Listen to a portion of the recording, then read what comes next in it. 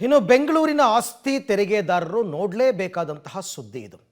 ಬಿಬಿಎಂಪಿಯವರು Covid ಸಂದರ್ಭದಲ್ಲಿ ವಾಣಿಜ್ಯ ಚಟುವಟಿಕೆಗಳು ಬಂದಿದ್ದರೂ ಕೂಡ ಅಂತಹ ಆಸ್ತಿಗಳಿಗೂ ತೆರಿಗೆಯನ್ನು ಕಟ್ಟಿಸ್ಕೊಂಡಿದ್ದಾರೆ.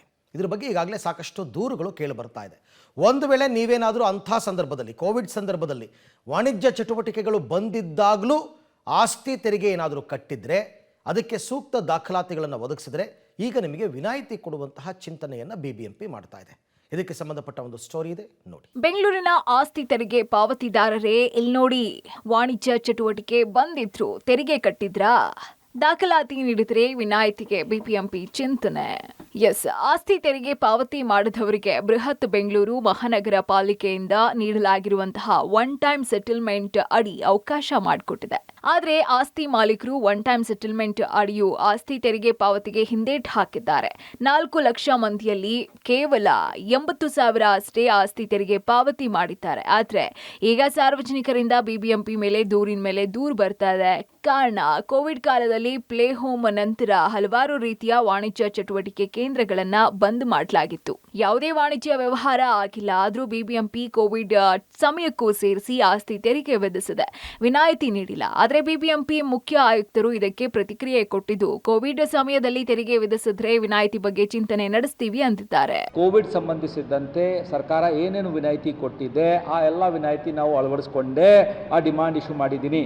ಅದನ್ನು ಬಿಟ್ಟು ಕೇಳಕ್ಕೆ ಹೋದ್ರೆ ಆ ಬಿಬಿಎಂಪಿಗೂ ಅಧಿಕಾರ ಇಲ್ಲ. ಯಾಕೆಂದ್ರೆ ಆ ರಾಜ್ಯ ಸರ್ಕಾರದ ಆದೇಶದಂತೆಯೇ ನಮಗೆ ಕೆಲಸ ವಹಿಸಬೇಕಾಗಿರುತ್ತದೆ. ಹೀಗಾಗಿ ನಮಗೆ ರಿಲ್ಯಾಕ್ಸೇಷನ್ ಮಾಡಲಿಕ್ಕೆ ನಮ್ಮ ಕೈಯಲ್ಲಿ ಇಲ್ಲ. ಆಸ್ತಿ ತೆರಿಗೆ ಪಾವತಿಯಲ್ಲಿ ಗೊಂದಲ ಇದೆಯಾ?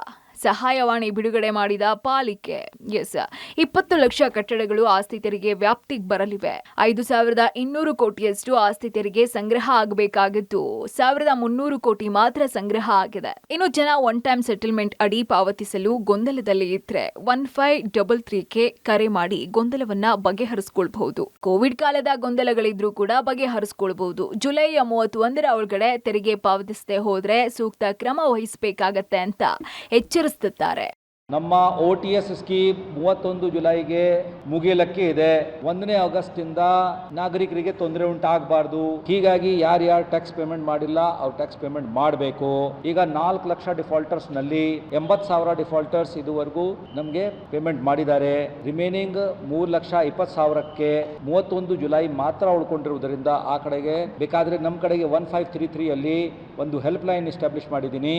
ಅಲ್ಲಿ ಅವ್ರಿಗೇನಾದರೂ ತೊಂದರೆ ಇದೆ ಅಥವಾ ಅವ್ರ ಖಾತೆಗೆ ಅರ್ಥ ಆಗ್ತಾ ಇಲ್ಲ, ಎಷ್ಟು ಡಿಮಾಂಡ್ ಇದೆ ಇತ್ಯಾದಿ ಇತ್ಯಾದಿ, ಅಲ್ಲಿಗೆ ಅವರು ಮಾತಾಡಬೇಕು ಅಂತ ನಾವು ಎಲ್ಲರಿಗೂ ಬೇಡ್ಕೊಳ್ತಾ ಇದ್ದೇವೆ.